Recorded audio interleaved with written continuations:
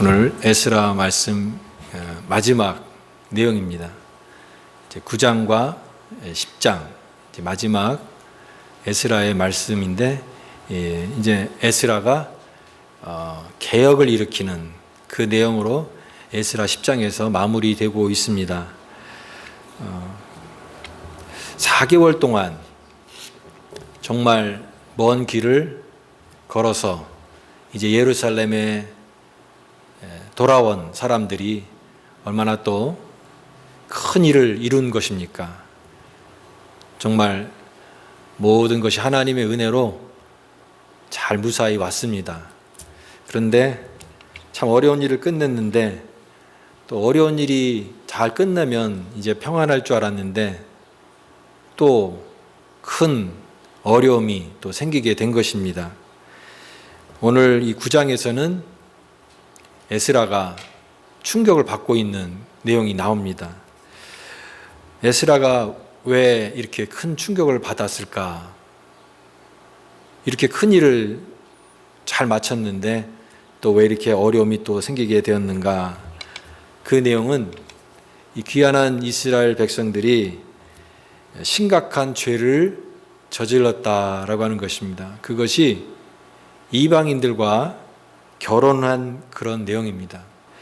가나안 족속이라고 하죠. 그 가나안 족속은 원래 구약 성경에서도 출애굽기에서도 보면은 하나님께서 가나안 족속과 통혼을 금지하셨습니다. 왜냐하면 이스라엘은 하나님의 거룩한 선민이고 그 거룩한 선민의 그 자기의 정체성을 가져야 되는데, 이방 사람들과 같이 통혼을 하고 그들의 종교, 그들의 어떤 우상을 받아들이며 문화적으로 같이 혼합해버리면 그들이 하나님을 향한 이 신앙이, 정체성이 흔들려 버리기 때문에, 그들과 동화되기 때문에 하나님은 이방인들과의 통혼을 금하셨던 것입니다. 지금 이 에스라가 이스라엘 백성들과 함께 하나님의 기적적인 은혜로 이곳에 예루살렘에 와서 이제 새로운 신앙 개혁 운동을 일으키고 또 성전을 건축함으로써 공동체를 세우려고 하는데, 그런데 여기에 돌아온 사람들이 그곳에 있는 이방인들과 통혼을 하기 시작하니까 참 이 에스라 입장에서는 너무나 기가 막힌 것입니다. 우리가 왜 여기 왔는가? 왜 우리가 여기까지 온 이유가 무엇인가? 새로운 그런 신앙을 우리가 회복하기 위해서 왔는데 다시 그것을 다 하나님을 향한 이 믿음이 져버리니까 얼마나 그게 안타깝고 또 탄식이 일어나는 그런 내용입니까? 여기 이 사람들이 그러면 왜 이런 일을 했을까? 여기에 말씀에는 2절 말씀에 그들의 딸을 맞이하여 아내와 며느리를 삼았다 그랬습니다. 아내와 며느리를 삼았다라고 되어 있는데, 원래 원문에는 자신들과 자신의 자녀들, 아들들을 위하여 이방 여인을 맞이했다, 그런 얘기입니다. 하나님을 위해서 살아가는 삶이 아니라 자기가 필요한 것이 제일 중심이고 그런 목적을 중요하게 생각했기 때문에 하나님 말씀을 내려놓고 일단 자신을 위해서 또 자신의 자녀 아들들을 위해서 하나님의 말씀을 어기는 그런 것을 했다라고 하는 것입니다. 대부분의 사람들은 이것에 대해서 그렇게 심각하게 생각하지 않으면서 그렇게 했던 것 같아요. 그러나 에스라는 하나님의 율법의 연구를 했고, 특별히 율법에 대한 그 열심을 가졌던 이 에스라의 입장에서는 너무나 이것은 하나님의 말씀을 어기는 그런 죄라고 하는 것이 에스라가 바라보는 그런 안타까운 상황이었던 것입니다. 그래서 이 상황들을 놓고 에스라가 너무나 탄식하는 그런 내용입니다. 탄식한다. 3절 말씀에 내가 이 일을 듣고 속옷과 겉옷을 찢고 머리털과 수염을 뜯으며 기가 막혀 앉으니 이랬습니다. 근데 에스라가 이 탄식을 하면서도 다른 사람을 어떤 비난하거나 그 다음에 원망하거나 처벌을 하지 않고 그가 첫 번째 취한 행동은 이게 자기의 죄처럼 아파하면서 하나님 앞에 회개했다라고 하는 것입니다. 누구를 원망하기 이전에 이것이 우리의 죄라고 하는 것을 생각하면서 하나님 앞에 우리의 죄, 이것이 우리의 죄입니다. 우리가 하나님 앞에 죄를 범했습니다. 라고 하면서 간절히 하나님의 용서를 구하는 기도를 드렸다라고 하는 것입니다. 이 겉옷과 속옷을 찢는다라고 하는 것은 회개의 표현입니다. 또 머리털과 수염을 뜯었다라고 하는 것은 이 머리털이랑 이 수염은 용모와 또 명예의 상징입니다. 그러니까 이 명예의 상징인 이 머리털과 수염을 뜯을 정도로 그렇게 지극한 슬픔 또 내적인 어떤 수치심 이것을 표현하는 그런 표현이죠. 그의 상태를 나타내는 것은 기가 막혀 앉아있으니라고 하는 표현이 아닐까 생각이 됩니다. 기가 막혔다. 우리말에 그 망연자실이라는 말이 있죠. 한마디로 모든 게 다 힘이 다 풀리고 망연자실해서 그저 털썩 주저앉을 수밖에 없는 그런 상태, 너무나 마음이 참담한 그런 상태가 되었다라고 하는 것이죠. 여러분, 믿음은 때로는 탄식할 때가 있습니다. 우리는 이 믿음의 두 가지 모습 중에 하나는 하나님의 은혜 가운데 기뻐하고 감사하는 것입니다. 그런데 또 다른 믿음의 모습은 우리가 하나님의 은혜에 부족한 우리의 죄의 모습, 여전히 변화되지 않은 모습을 우리가 볼 때에 그때에 그것은 기쁜 게 아니라 그것은 탄식하는 것입니다.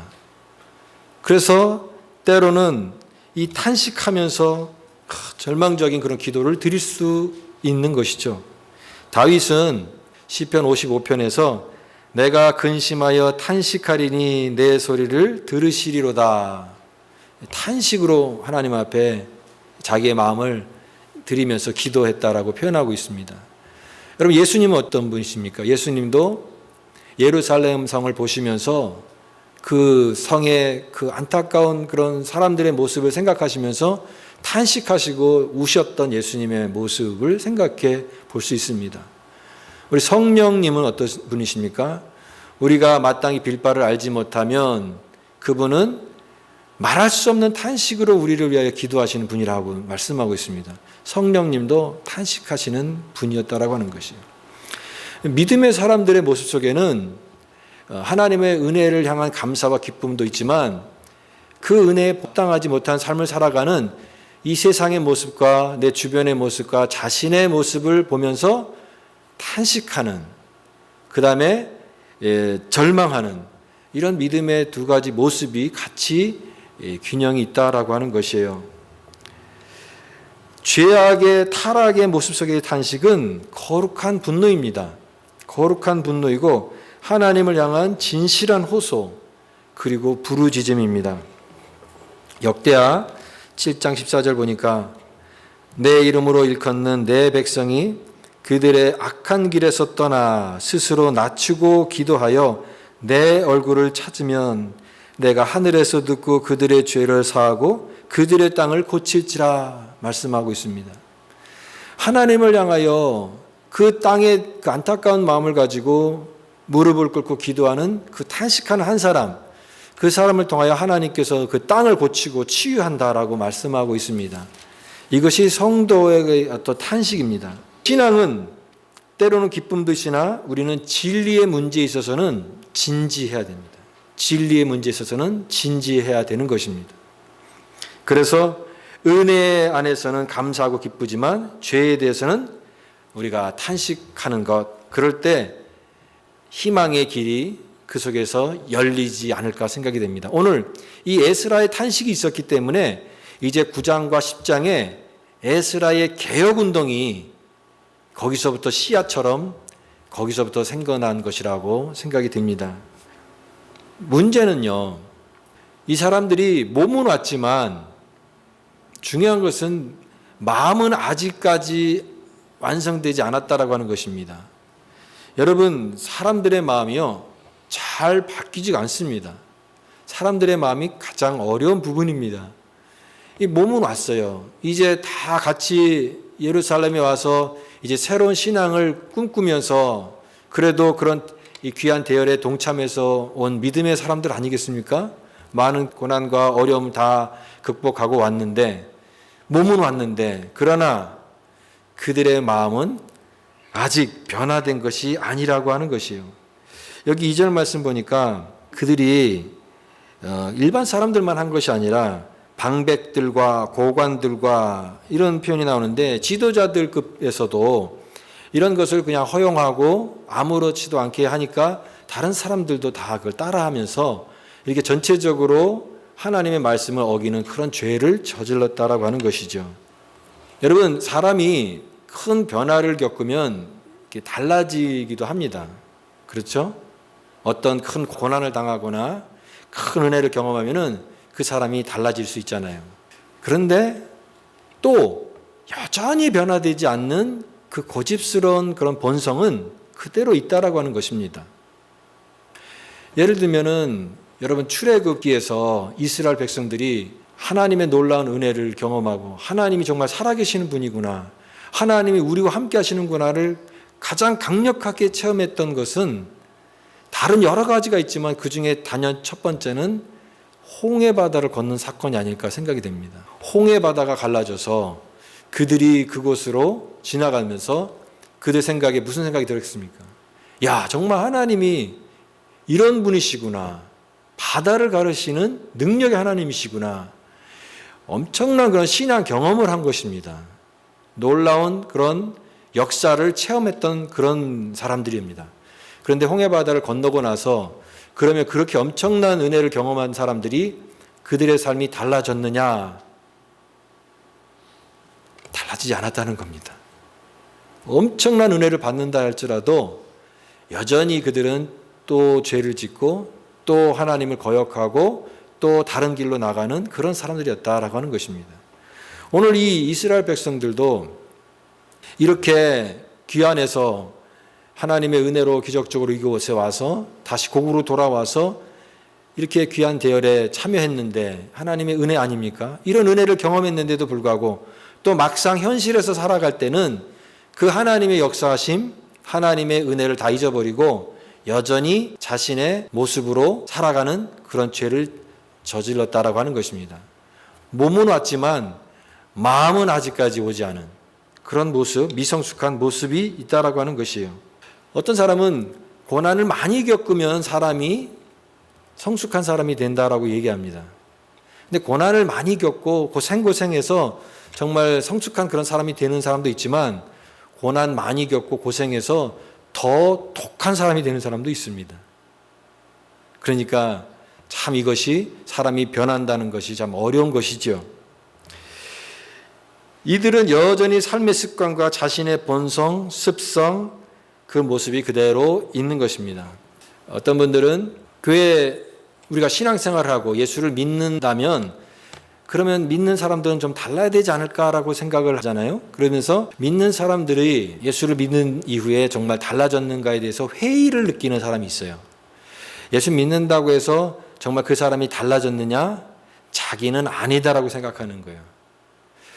믿는다고 해서 그 좋은 사람이 있잖아요. 그 신앙생활하면서 좋은 사람은 그 사람이 믿어서 변화된 게 아니라 원래 그 사람의 성품이 착하기 때문에 그런 것이지 믿음으로 변화돼서 그런 성격이 나타나는 것은 아니다라고 생각을 하면서 얘기를 해요. 어느 정도 동의가 됩니다. 심지어는 이렇게 얘기해요. 그냥 우리가 정말 예수를 믿어서 변화되는 부분은 그냥 20% 정도밖에 안 되고 나머지는 그 사람의 본래 타고난 성품, 그 사람의 성품이 좋은 성품인지 나쁜 성품에 따라서 그 80%는 그대로 있고 변화된 20% 성품만 이게 나타날 때 그 정도로 생각이 된다라고 그렇게 말을 하기도 해요. 근데 그 말을 가만히 생각하면서 제가 드는 생각이 뭐냐면 20%도 그게 어디냐 그 생각이 드는 거예요. 우리가 다 변할 수 없어요. 예수 믿는다고 해서 하나님 말씀을 우리가 배운다고 해서 내 삶이 막 바뀌고 100% 바뀌고 새 사람이 되고 막 성격이 바뀌고 성품이 막 바뀌고 그러면 좋겠지만 그렇게 되기는 쉽지가 않습니다. 그러나 조금씩 내 어떤 그런 모난 부분들, 우리 다 약한 부분들이 하나님의 은혜 가운데 변화되는 20%만이라도 변한다면 얼마나 그 일이 귀하고 은혜스러운 일이냐라고 하는 것이에요.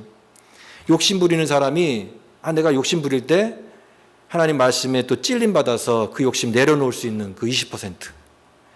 또 내가 굉장히 게으른 사람인데, 영적으로 게으른 사람인데 하나님 말씀을 또 배우면서 내가 이렇게 살아서는 안 되지 라고 하는 그 영적인 그 각성이 생겨서 조금 더 이렇게 열심히 할 수 있는 모습이 된다면 그 20%가 그 사람의 인생에 얼마나 큰 작용을 하겠냐라고 하는 것이요. 내가 짜증을 내는 사람이라면 그 짜증내고 화를 내고 싶을 때 맞아, 분노를 다스리라고 했지, 그 말씀이 생각나서 자기 마음을, 감정을 잘 다스릴 수 있는 그런 20%가 된다면 우리의 삶이 얼마나 달라지겠냐라고 하는 거예요.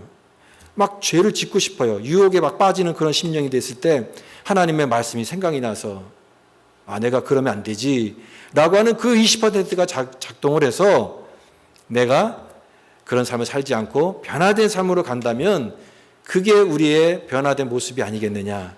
점진적으로 조금씩 스텝 바이 스텝, 그래서 우리가 변화돼서 그리스도의 장성한 분량에 이르기까지 자라가는 것 아니겠습니까? 한 번에 변화되는 것 물론 쉬운 것은 아닙니다. 중요한 것은 이들이 이곳에 몸은 왔지만 그런 마음의 변화, 심령의 준비가 되지 않았습니다. 그런 마음도 없이 그저 외형적으로 성전을 짓는다고 해서 그것이 하나님이 기뻐하시는 일은 절대 아니라고 하는 것입니다. 왜냐하면 하나님은 외형적으로 뭔가를 이렇게 그럴듯하게 해서 그것을 드린다고 해서 하나님 기뻐하시는 분이 아니에요. 나 여호와는 중심을 보느니라 그랬습니다. 중심을 보느니라. 마음이 중요한 것이고 그 삶의 태도가 변하는 것이 중요한 것이지, 그냥 몸이 와가지고 그냥 일반적으로 살면서 그저 성전 짓는다고 해서 하나님이 그것 보시고 야 잘한다 그렇게 하시는 하나님이 아니다라고 하는 것이에요. 항상 중요한 것은 그 마음입니다. 순종이 제사보다 낫고 듣는 것이 수양의 기름보다 낫다라고 말씀하십니다. 네가 그런 듣는 마음, 변화된 심령, 준비된 하나님을 향한 이 말씀을 향한 대단한 태도가 갖춰져 있느냐, 하나님께서 그것을 보시는 것이에요. 소중한 것은요, 기준이 있는 삶입니다. 기준이 있는 삶. 여러분, 기준이 없으면 어떻게 될까요? 자기가 기준이 됩니다. 그래서 자기 마음대로 이렇게 살아가는 거예요. 그래서 자기가 만든 그런 기준을 통해서 자꾸 거기다가 죄를 허용하기 시작하고 또 하나님이 기뻐하지 않는 것들을 허용하기 시작하는 그런 죄를 진 것입니다. 우리는 이 기준이라고 하는 것은 변하지 않아야 되는데 그 변하지 않는 것은 하나밖에 없습니다. 그것은 하나님의 영원한 말씀입니다. 그 말씀으로 기준하지 않으면 우리는 언제든지 내 자신의 상황과 내 자신의 어떤 것을 위해서 항상 그것들을 허용하고 받아들이고 죄를 지을 수밖에 없는 그런 연약한 실존이라고 하는 것입니다. 기준이 없으니까 어떤 모습이 되냐면 이건 괜찮겠지 그런 것입니다. 이건 괜찮겠지.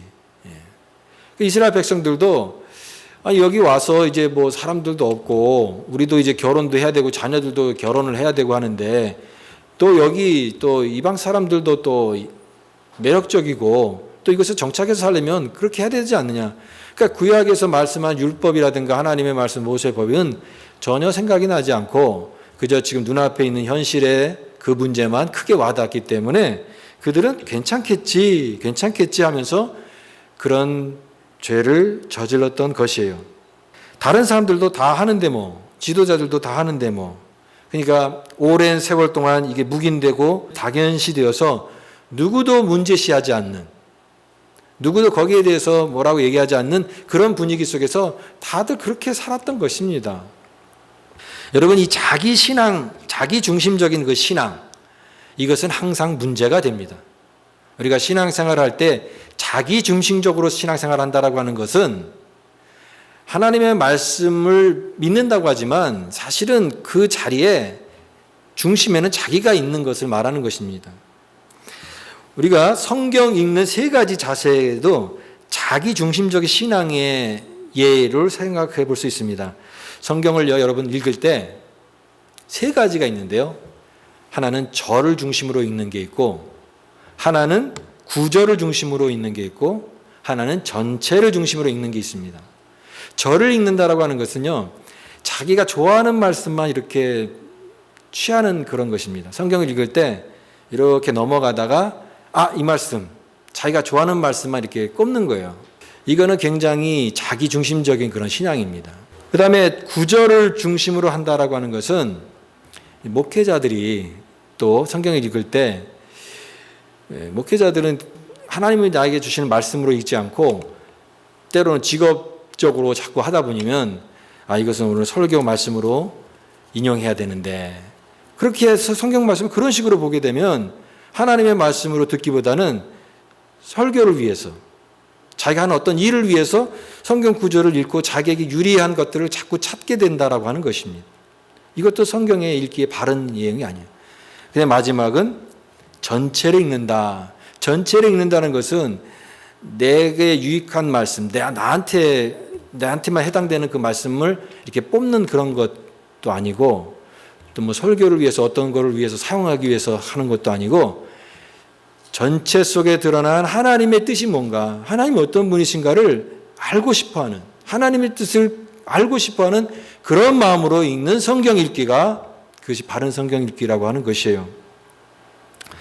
참된 신앙은 이렇게 하나님이 무엇을 말씀하시는지를 듣는 것이에요. 내가 원하는 것만 쏙쏙 골라먹는 그런 것이 아니라 하나님의 뜻이 무엇인지, 오늘 나에게 원하는 하나님의 뜻이 무엇인지를 들으려고 하고 깨달으려고 하고 마음을 여는 것이에요.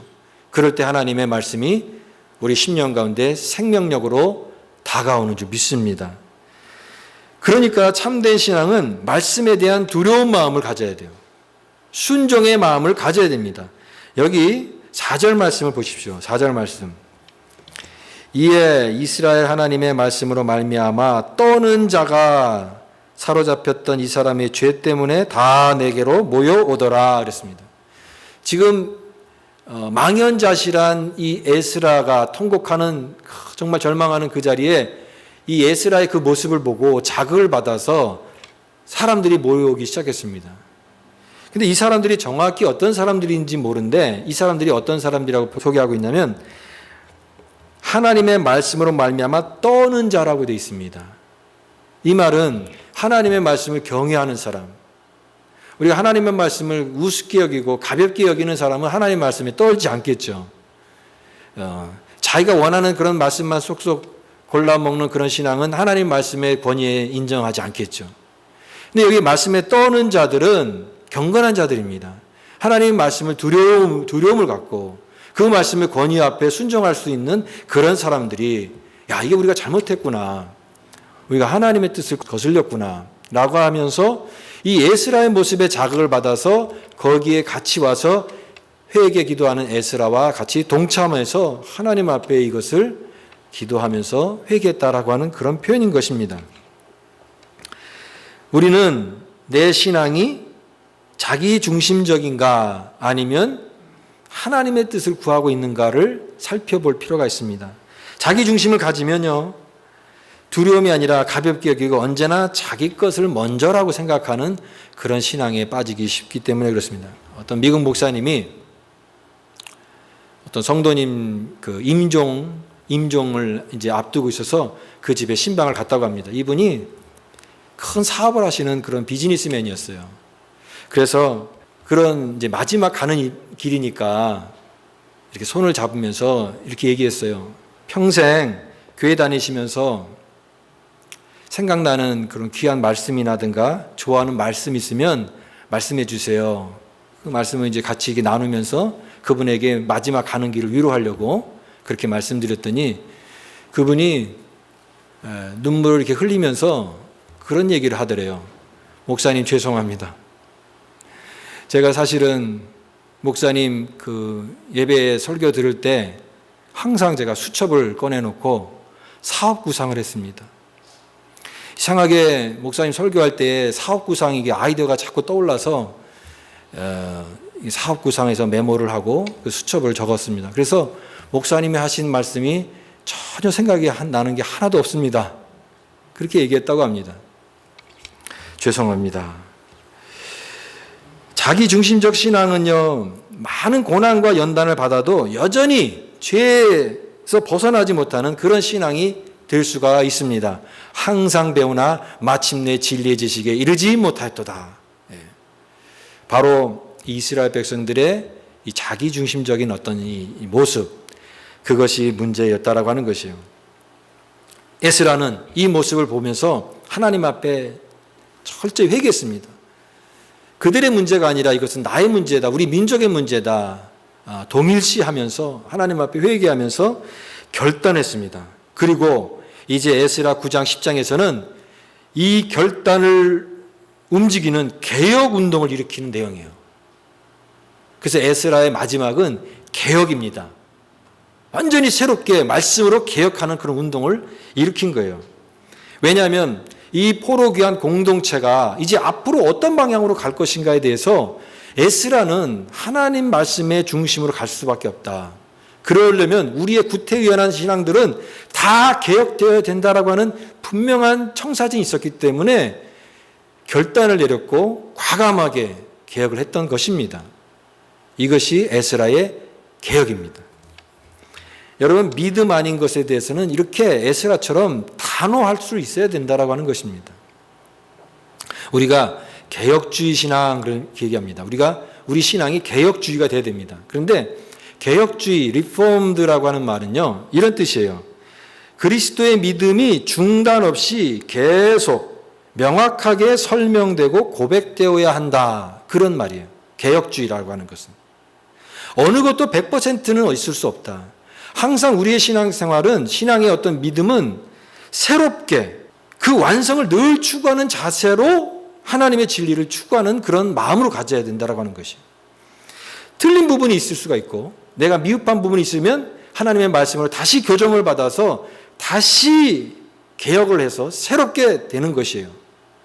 중국 고사성어에 일신 우일신이라고 하는 말이 있습니다. 일신 우일신. 날마다 새롭고 오늘도 새롭고 내일도 새롭게 된다라고 하는 의미죠. 그런데 일신 우일신의 정확한 그 단서는요, 뭘 위해서느냐면 진실로 새로워지기 위해서는 이라고 하는 것입니다. 일신 우일신의 원래 목적이 뭐냐? 진실로 내가 새로워지기 위해서는 날마다 새로워져야 되고 또 갈수록 새로워져야 된다. 그러니까 새롭다라고 하는 것은요, 가만히 현상 유지하면 절대 새로워질 수 없다라고 하는 거예요. 날마다 새로워져야 되고 또 갈수록 새로워져야 된다. 자전거가 가만히 서 있을 수가 없잖아요. 자전거가 서 있을 수 있지 않은 유일한 방법 중에 하나는 달리는 거예요. 새로워지는 거예요.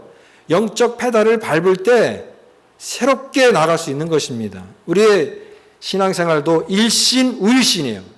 우리의 신앙이 가만히 옛날 그 신앙, 어제의 신앙으로 머물면 오늘은 또 도태되고 또 내일은 더 타락하게 되는 것입니다. 일신 우일신. 어제가 새로웠지만 오늘 또 새로운 거예요. 또 내일은 더 새로운 거예요. 새롭게 또 새롭게 할 때 우리의 신앙은 계속해서 진실로 새로워질 수 있습니다. 이런 개혁을 해야 된다라고 하는 것입니다. 우리의 목표는 참된 믿음을 갖는 거예요. 고향으로 돌아와서 편한 생활 하자고 온 게 아닙니다. 애들 자손 잘 낳고 여기서 이제 정착해서 천년만년 살려고 온 것이 아니에요. 참된 신앙을 갖기 위해서 여기에 왔습니다. 먼 거리 왔어요. 너무 많은 고생을 했고 힘든 과정을 다 겪어서 왔어요. 그런데 여기 와서 그런 것을 까먹는다면 안 되는 것이죠. 믿음 아닌 것에 대해서는 단호하게 결정을 해야 된다라고 하는 것입니다. 여러분의 삶 가운데 믿음 아닌 것들이 있을 것입니다.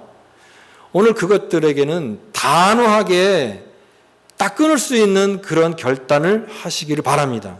그럴 때 우리의 신앙은 참된 신앙이 될 것입니다. 에스라는 믿음 아닌 것에 대해서 결심을 했어요. 이것은 끊어야 된다. 이것은 내가 거부해야 된다. 개혁해야 된다. 새롭게 변화가 되어야 된다. 에스라의 탄식은 그냥 탄식으로 끝난 것이 아니라 새롭게 변화되는 씨앗이 되었습니다. 오늘 우리가 삶의 자리에서 나의 그 있는 모습, 그 변화의 씨앗으로 하나님께서 우리를 부르셨습니다. 신앙 아닌 것들 끊으십시오. 하나님 기뻐하지 않는 믿음이 아닌 것들에 대해서는 결별을 선언하십시오. 그럴 때 우리는 새로워질 것입니다. 우리의 심령이 하나님 가운데, 은혜 가운데 변화될 것입니다. 오늘 이 결단과 은혜가 우리 모든 믿음의 공동체에 충만하게 임하기를 간절히 기도드립니다.